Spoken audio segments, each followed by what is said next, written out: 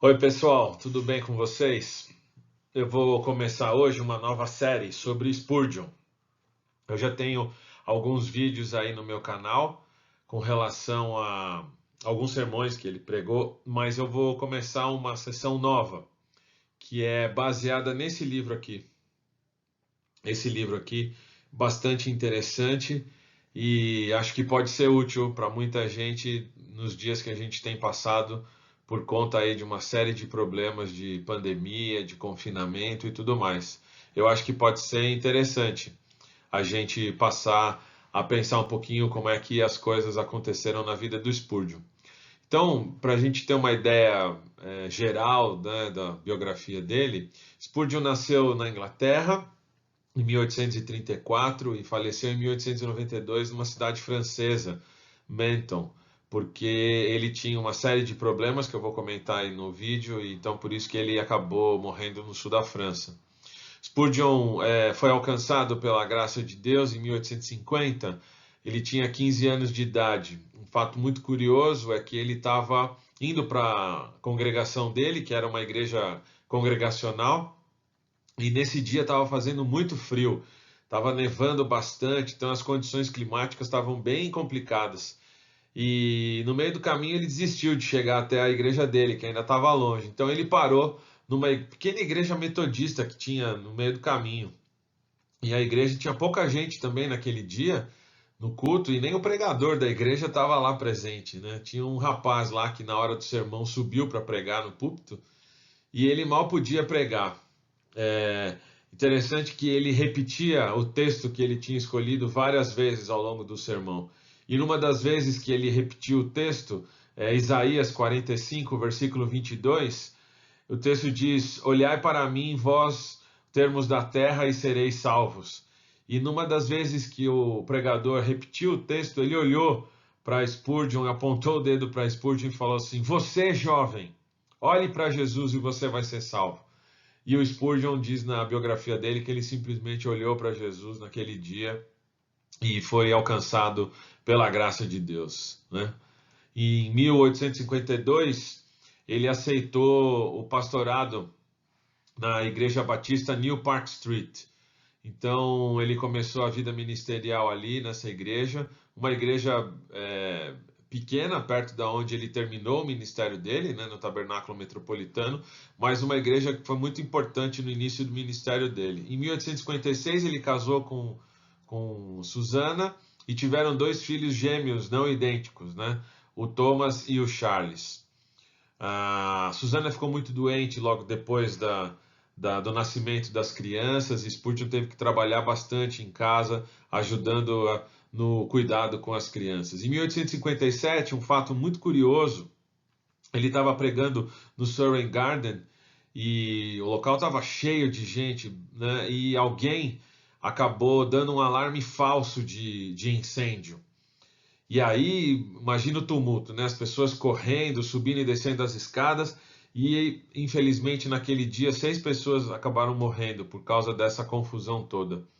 Naquela época, Spurgeon sofria algumas perseguições das pessoas, muita gente não gostava dele e tudo mais. E deram esse alarme falso, o que acabou provocando a morte dessas 6 pessoas. E isso abalou emocionalmente o Spurgeon muito. Ele acabou, por conta disso, desenvolvendo uma crise depressiva muito grande que o acompanhou até o resto da vida dele. Em 1861, o Tabernáculo Metropolitano foi inaugurado, né, dia 25 de março, para 12 mil pessoas. E foi nessa igreja que ele ficou a maior parte do tempo ministerial dele e acabou os dias dele sendo pastor no Tabernáculo Metropolitano. Um fato curioso, Spurgeon chegava a dizer a cada 3 meses que as pessoas pudessem ficar em casa em alguns domingos, porque muita gente tinha ficado do lado de fora da igreja durante muito tempo e não poderia ter ouvido o sermão. Então, muitas vezes ele falava isso, para as pessoas ficarem em casa, para darem oportunidade para outras pessoas entrarem na igreja e ouvir o sermão. E, obviamente, ele pregava sem nenhum tipo de microfone, né? O que forçava bastante o corpo dele durante as pregações lá no tabernáculo. E até o último ano em que ele ficou no pastorado da igreja, ele chegou a batizar quase 15 mil pessoas. É um fato bastante interessante isso. A influência que ele teve em vida, obviamente, uma série de ações que ele desenvolveu, a criação da escola de pastores, a criação de orfanatos, né? Isso, Spurgeon teve uma atividade intensa, né, com relação a isso, e isso foi bastante significativo na vida dele. Um fato, em torno dos 25 anos de idade, ele foi diagnosticado com gota e reumatismo. Se hoje já ainda é problemático esse tipo de doença, imagina no século XIX, né? Então, isso acabou debilitando muito a saúde do Spurgeon e, evidentemente, acabou também debilitando a saúde emocional do Spurgeon. São dores realmente muito fortes e ele pregava 20 vezes por semana, eventualmente até mais. Então, ele tinha uma vida muito desgastante e as doenças realmente foram uma situação à parte na vida do Spurgeon que causaram muito problema. Por conta daquilo que aconteceu com ele lá no Surrey Garden, ele acabou desenvolvendo então uma crise depressiva muito grande. Spurgeon nunca escondeu isso dos seus amigos e nem da sua própria igreja. Várias vezes nos seus sermões ele citava essas crises depressivas, ele citava a depressão como um dos maiores problemas. E esse livro, escrito pelo Zach Eswine, editado aí pela editora Fiel, é um livro que traz uma série de citações e reflexões que o Spurgeon fazia sobre a depressão, né? Sobre a depressão espiritual, sobre essas crises depressivas, essa tristeza profunda que muita gente sofre e nem sempre a gente encontra uma causa para isso, né? Existem problemas de ordem fisiológica do sistema nervoso, existem problemas de ordem emocional, existem influências internas a nós e externas a nós que podem desencadear uma série de situações e sintomas de crises depressivas. O salmista, né, no Salmo 42, questiona a si mesmo perguntando por que a alma dele estava abatida. E ele diz que ele encontraria refrigério quando louvasse o Senhor dele, né, o seu auxílio. Então, o Salmo 42 e o Salmo 43 são alguns exemplos dessa angústia que a gente sente na alma eventualmente. Em alguns salmos, a gente vê o salmista falando de Deus ter se esquecido, de Deus estar longe, de Deus ter se afastado. Tamanha é a depressão, o sintoma de solidão, né? Sentir-se sozinho e abandonado. Spurgeon nunca escondeu isso das pessoas, nunca escondeu isso da sua igreja. Uma afirmação que Spurgeon fez quando ele ia voltar para pregar logo depois do acidente no Surrey Garden, ele começa o sermão dele dizendo que se ele pudesse, ele não estaria ali naquele momento, tamanha era a crise depressiva em que ele se encontrava, tendo que voltar a pregar depois daqueles eventos trágicos. E aí ele afirma num momento do seu sermão: sou alvo de depressões de espírito tão assustadoras que espero que nenhum de vocês jamais tenha que passar por tais extremos de desgraça.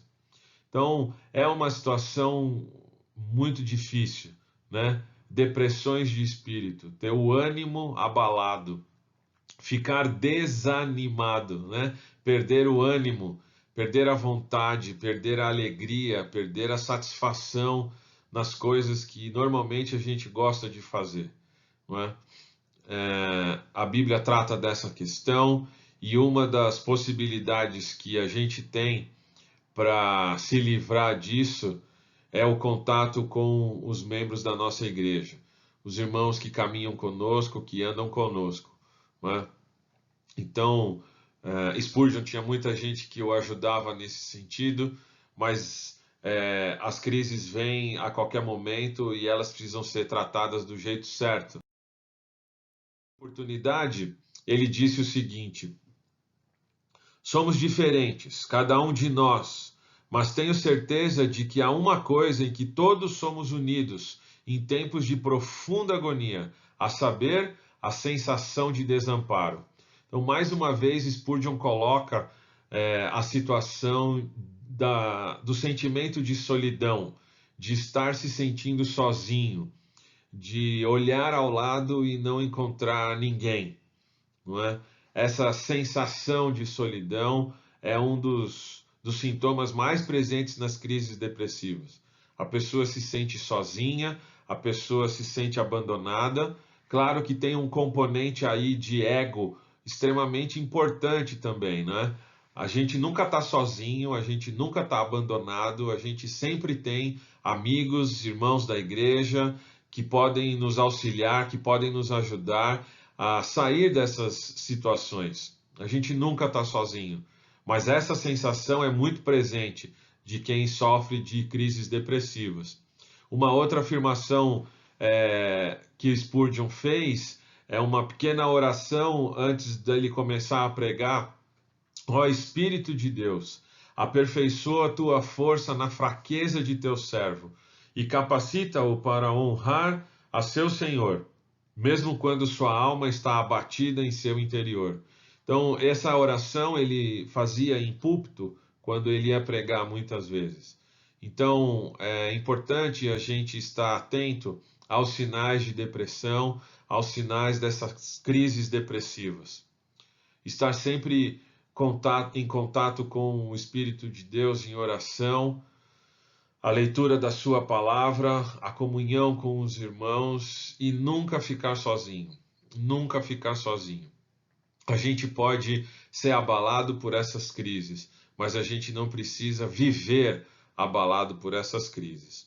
Esse é o primeiro capítulo, são citações do primeiro capítulo. A gente vai andar aí durante esse livro, durante algum tempo, e se Deus quiser, eu espero que isso sirva de bênção, de instrumento nas mãos de Deus para abençoar outras pessoas. Obrigado pela atenção, pessoal. Um abraço e Deus abençoe vocês.